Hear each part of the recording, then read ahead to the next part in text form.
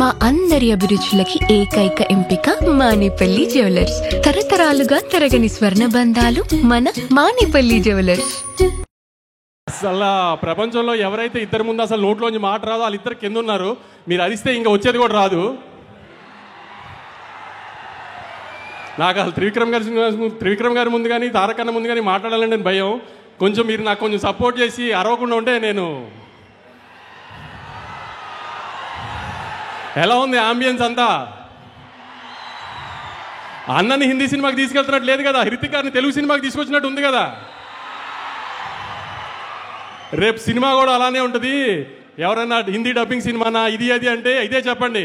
పొద్దున ప్రోమో చూశారు కదా, ఏదైనా లిప్సింగ్తో సహా అంతా ఒక ప్రాపర్ తెలుగు సినిమా. ఇది థియేటర్లోంచి బయటికి వెళ్ళిపోయేటప్పుడు అయన్ ముఖర్జీ గారు తెలుగు ఆడియన్స్ కంటే ఆమె తెలుగు డైరెక్టర్ ఇప్పుడు దాకా చూపించిన దానికంటే బాగా చూపించారు తారకన్నని అని అందరు ప్రౌడ్గా ఫీల్ అవుతారు రేపు బయటికి వెళ్ళేటప్పుడు. అందుకే ఈ మిగతా అన్నిటి గురించి ఆలోచించకండి. Proper Telugu cinema. మనం హృతిక్ గారిని తెలుగు ఇండస్ట్రీలోకి వెల్కమ్ చేస్తున్నాము.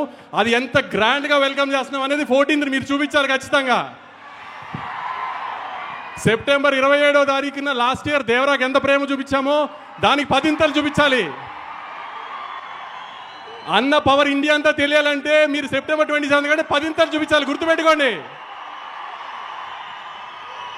హిందీ బాక్స్ ఆఫీస్ నెట్ ఎంత వేస్తుందో దానికంటే ₹1 మనం నెట్ ఎక్కువ పెట్టాలి ఆ రోజున.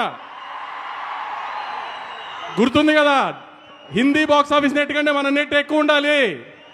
దేవరా కంటే 10 ఎక్కువ ఓపెనింగ్ తీసుకురావాలి. ఇది మీ బాధ్యత. ఈసారి అన్న కాలర్ ఇన్ని రోజులు మన కోసం ఎగరేశారు, మనం ఇప్పుడు అన్న ఇండియాలో కాలర్ ఎగరేలా చేయాలి. మీరు చెప్పినట్టు సినిమాని తీసుకొచ్చాం, గ్రాండ్గా ల్యాండ్ చేస్తున్నాం.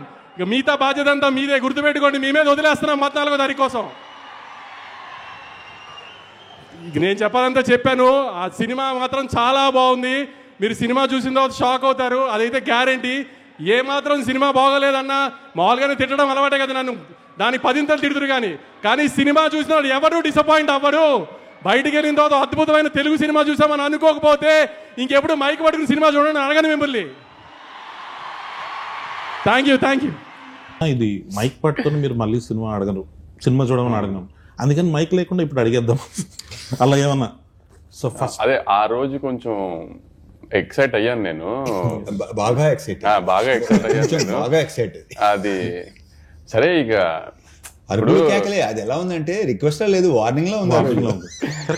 వంశాన్ని ఎప్పుడు వార్నింగ్ కావాలి. అవునే, తప్పులు చేయకుండా ఉంటాం మనుషులు. రాకపోతే చెప్తా మీ పని.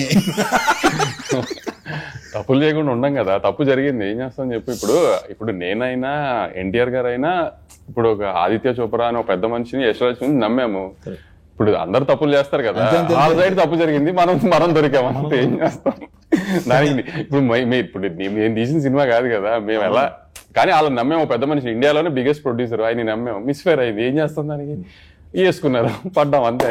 కానీ అన్న మీరు దొరకాలని చాలా మంది ట్రై చేసినట్టున్నారు. వాళ్ళ ఖుషి ఇచ్చి లాస్ట్ కి మళ్ళీ ఓన్లే మన సినిమా, మనం తీసిన సినిమా కాకుండా బయట సినిమాతో దొరికాం, హ్యాపీ. ఇంకా అని ఫస్ట్ మాస్ మహారాజ్ అనే టైటిల్ ఇచ్చిన తర్వాత మాస్ అనే టైటిల్ పెట్టుకుంటూ మాస్ జాతర వస్తుంది. టైటిల్ ఐడియా ఎవరు? బేసిక్ నేనే చెప్పాను. అవును, నేను అదే ఎక్స్పెక్ట్ చేశాను. ఎందుకో అంటే అప్పుడు మరి పండగ అనుకున్నాం, అవునండి బాగుంటుంది అనుకున్నాం. కొన్ని కారణాల వల్ల అది తెలిసిందే. అది సంక్రాంతి అంటే గుర్తొచ్చింది. మాస్ సినిమాలన్నీ సంక్రాంతికి వచ్చినాయి అనుకోండి, cinema block buster super cake, అది ఇద్దరా కావాల్సింది మాకు తెలుగు సినిమాకి అని చెప్పి హడావిడి చేస్తాం. దసరా వరకు ఓకే, మిగతా ఏ టైంలో వచ్చినా కానీ ఇదో సినిమానా, కొత్తదనం లేదు. సో దాంట్లోకి వెళ్ళిపోయి ఈ ఆర్టిస్టిక్ మెంటాలిటీలోకి వెళ్తున్నారు. ఆర్టిస్టిక్ కాదు, క్రియేటివిటీ.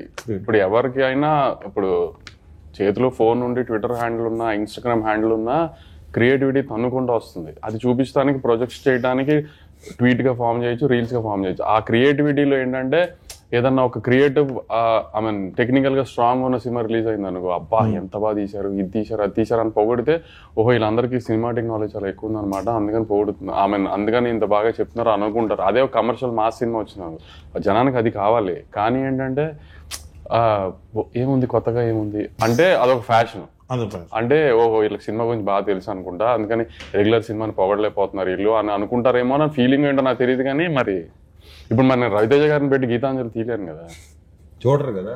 అదే సార్ ఈ చూడరు అనే కాన్సెప్ట్ కి అందరూ ఇప్పుడు కల్ట్ ఫాలో అంటే ఇప్పుడు ఒకటి కళ్యాణ్ బ్రో, ఇప్పుడు దాకా చూసిన వాళ్ళు కొంచెం feel good like proper sincere attempt, hero ఒక సిన్సియర్ క్యారెక్టర్ అనేది ఏది వర్కౌట్ అవ్వాలి.